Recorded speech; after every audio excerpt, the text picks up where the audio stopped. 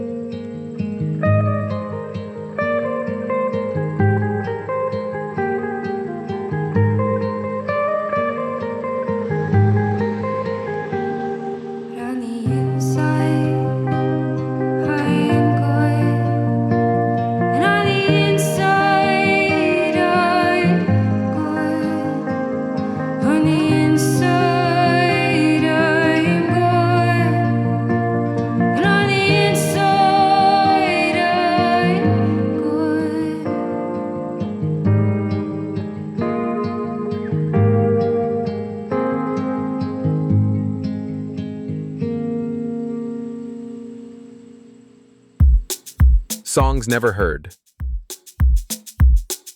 If you were listening closely on a good pair of headphones, you likely noticed that the silence in this track isn't actually silent. The space between the notes is filled with the hum of a humid September afternoon. I initially thought the background noise was largely accidental. the unavoidable result of recording in a kitchen with the windows open on a hot day. I assume that if the band could have controlled the environment better, they would have. But I was surprised to learn just how intentional this really was. It wasn't just a happy accident captured by Kate Hall and Chris Bishop, the musicians who make up the duo Love Said the Commander. They literally set up a microphone on Kate's front porch to capture the neighborhood sounds as clearly as possible. This decision speaks to their dynamic. Kate, who handles the vocals and lyrics, and Chris, who handles lead guitar and production, often embrace what they call maximal minimalism, using constraints to their advantage. But inviting the neighborhood onto the track raised the stakes immensely. It turned a standard recording session into a high-wire act where a single uncontrollable sound could ruin a perfect performance.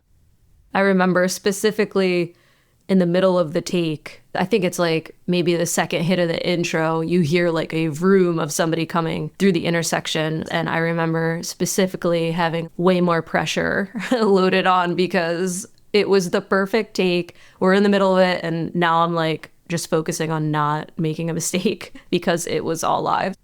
It creates a moment of serendipity that you simply cannot manufacture in post-production. That motorcycle passing by instantly anchors the track in reality, placing you in a physical space before a single word is sung.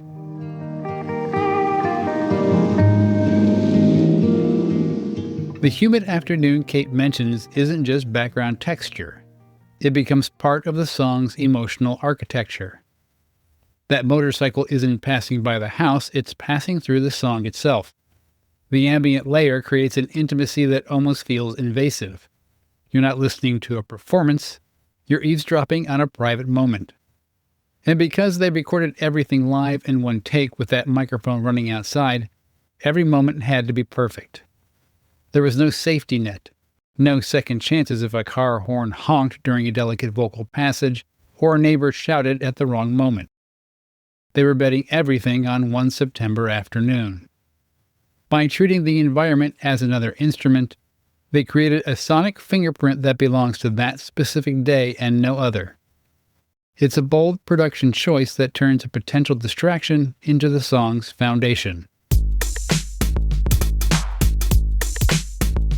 Before we get further into the track, we have to address the band's name. Love Said the Commander is not only unique, it's nearly impossible not to dwell on.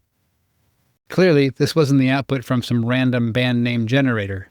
It sounds literary, almost like a line of dialogue that's been lifted out of context. And it turns out that's exactly what it was. So it actually comes from The Handmaid's Tale by Margaret Atwood. I was reading it one night before bed, and there was this scene where the commander asks Offred what they got wrong or missed about the way things used to be. And she said, love. And he responded, love. And it looks so good on the page. While the name comes from fiction, the lyrics for Drive come from a much more personal reality. When I listen to them, I get the sense that some sort of large, important event has happened. The imagery of driving against the wind and leaving it all behind implies a flight from something heavy. We'll sit in silence, your hand in mine as we leave it all behind. I asked Kate about the story behind these lyrics, whether they were based on a specific event or something purely fictional. Her answer revealed deeply personal motivations regarding how she uses music to handle her own life experiences. I feel like each one of our songs are based on personal experiences of mine, and I've always used songwriting as a form of therapy. I feel like I tend to grieve along with the songwriting process and then try my best to let go and move on after it drops. And I guess once it's out into the universe, it no longer matters what happened to me. It's now for you and your story. That intentional ambiguity is woven throughout the lyrics. Against the wind suggests resistance, struggle. He won't say much. We won't talk about it. Implies an understanding that goes beyond words, the kind that only exists between people who've been through something together.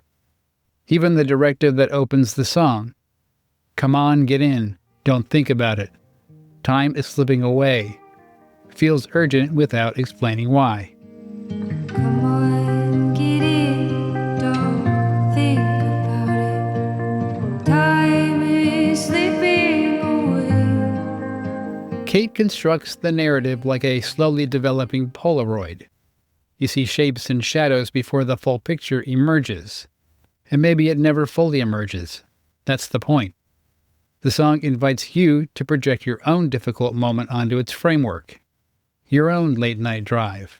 Your own unspoken grief. Songs never heard. One of the boldest decisions in Drive happens when the song refuses to do what you expect it to do. Instead of a bridge that explains the narrative or a catchy chorus that resolves the uncertainty, Kate repeats the phrase, "On the inside, I'm gone," 8 times in a row. On the inside, I am gone. On the inside, I am gone. On the inside, I am gone.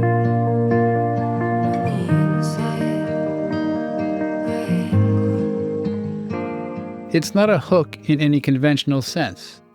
To me, it sounds like disassociation, someone present in body but unreachable. It captures that specific shock when you're so overwhelmed by an event that you can't find any new words to say. You just keep repeating the one truth you can currently grasp. But this repetition isn't just an emotional portrait. It's also creative rebellion. The duo is actively looking for ways to escape the trap of standard song structures. They don't want to just play verse-chorus, verse-chorus. They want to see what happens when they do things in an atypical way. I think we're always trying to break the songwriting norms, especially since it's just the two of us. I think things could get pretty stagnant quickly. And why have 2 lyrical verses when you can have one with lyrics and one instrumental? I feel like we love that stuff. It keeps it interesting and allows us to sort of forever experiment. That philosophy is what gives the track its unique identity.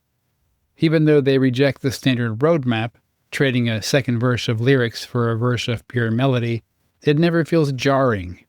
It remains accessible and comfortable sounding, anchored by a strong melody and that memorable lead guitar riff. It proves that you don't need to follow the rules to make something that feels exactly right. That mention of one verse with lyrics and one instrumental is the key to understanding the interplay between Kate and Chris.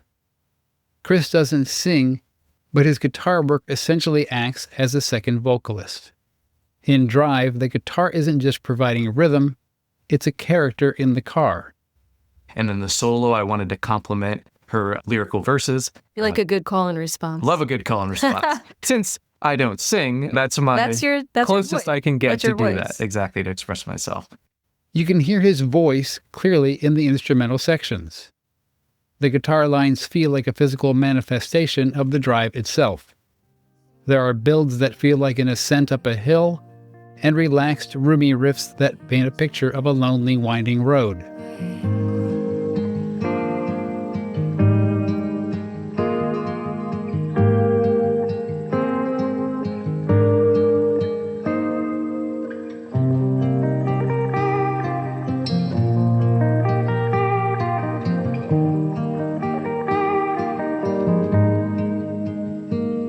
It creates a call and response structure where Kate sketches out the emotional landscape with words, and then Chris applies additional color with his guitar.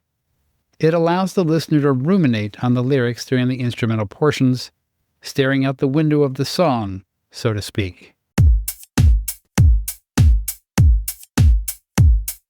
The duo operates under a philosophy they call maximal minimalism. It's the idea of embracing the constraints of being a two-piece band rather than trying to hide them. In an era where digital production allows you to layer infinite tracks, adding drums, synths, and orchestras with the click of a mouse, choosing not to add things becomes a bit of a radical act.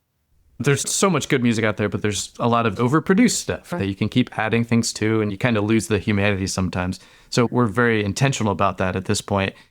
Drive is a testament to that restraint. It doesn't need a drum kit because the rhythm of the guitars provides the forward motion. It doesn't need a string section because the ambient noise provides the atmosphere. By stripping away the safety net of studio production, they achieve something that feels incredibly vulnerable. As they put it, there's nowhere to hide. And in a song about leaving everything behind, that exposure feels exactly right. On the inside, I'm good. And on the inside, I'm good.